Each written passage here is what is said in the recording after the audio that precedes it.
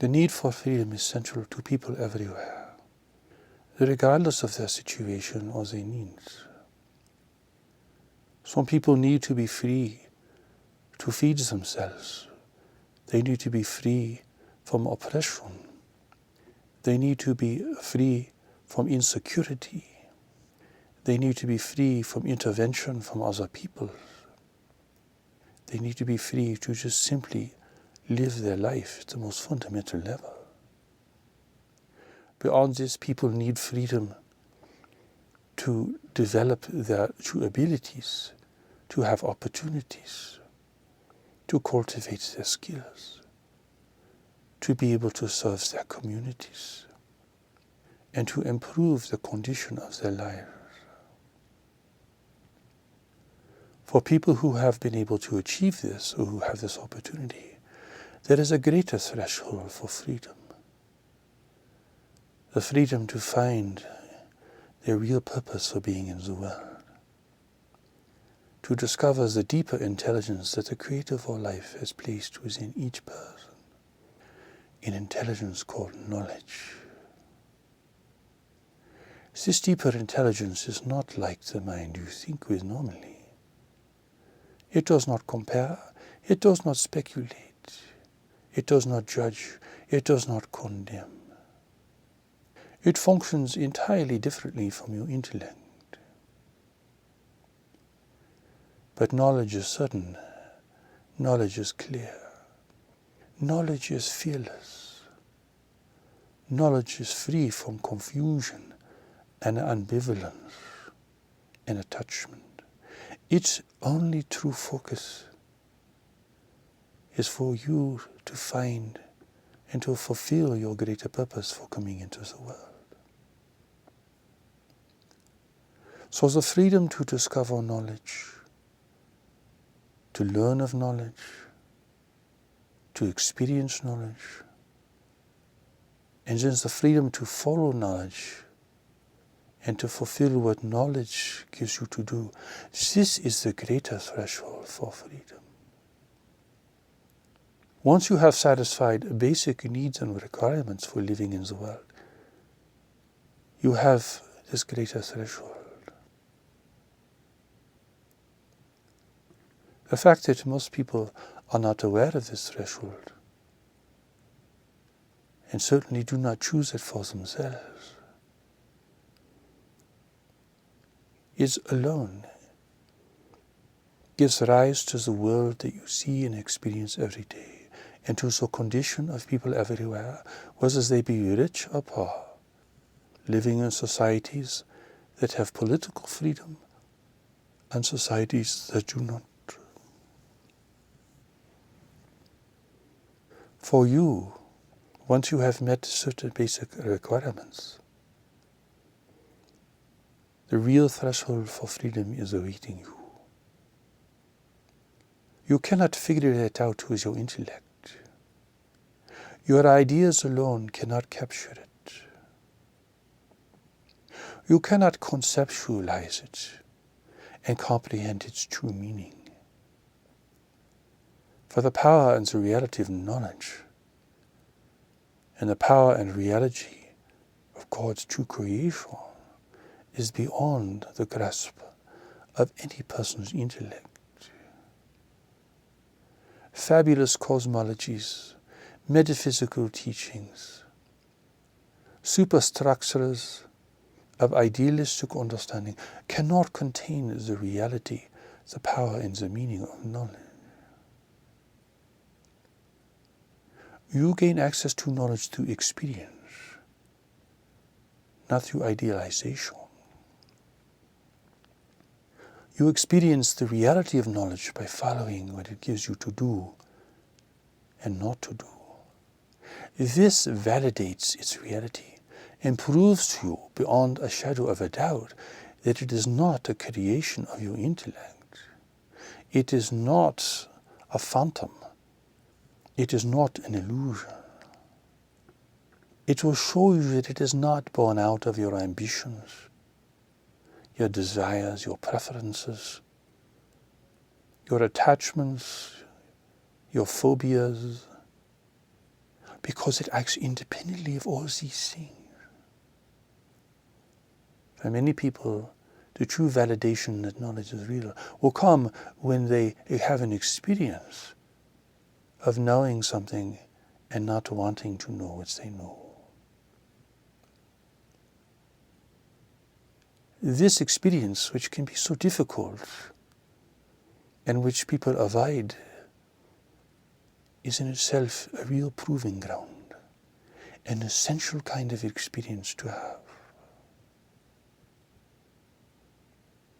For it demonstrates to you that there is a greater reality within you, and it is intelligent, and it has purpose, and it is not deceived by what deceives you intellectually.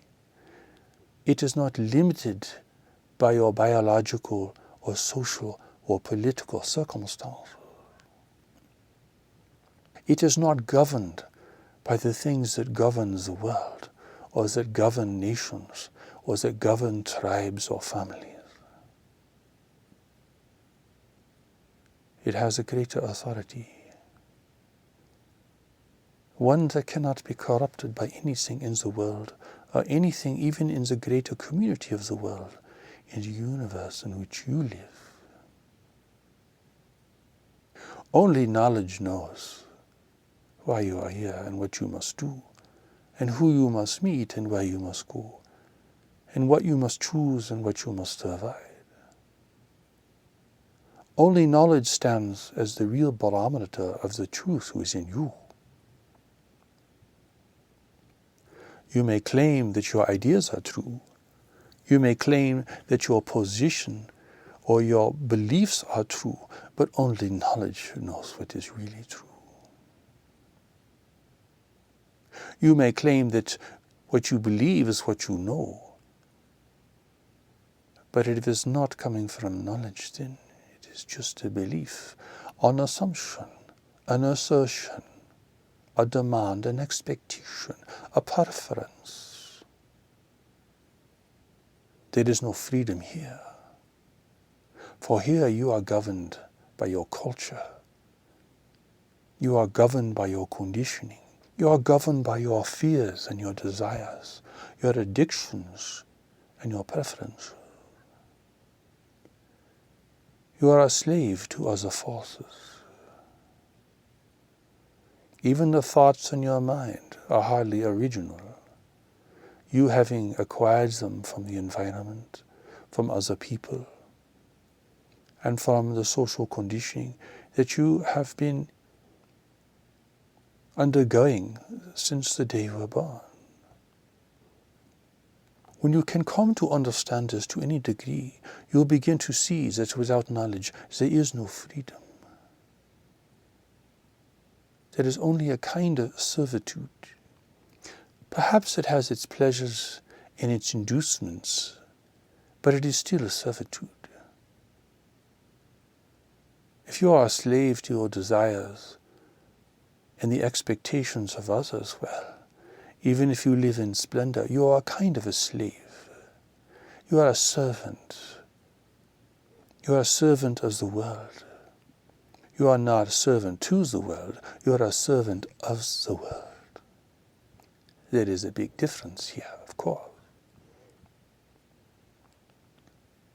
Your thoughts, your feelings, your motivations, well, do you really have any real authorship over them?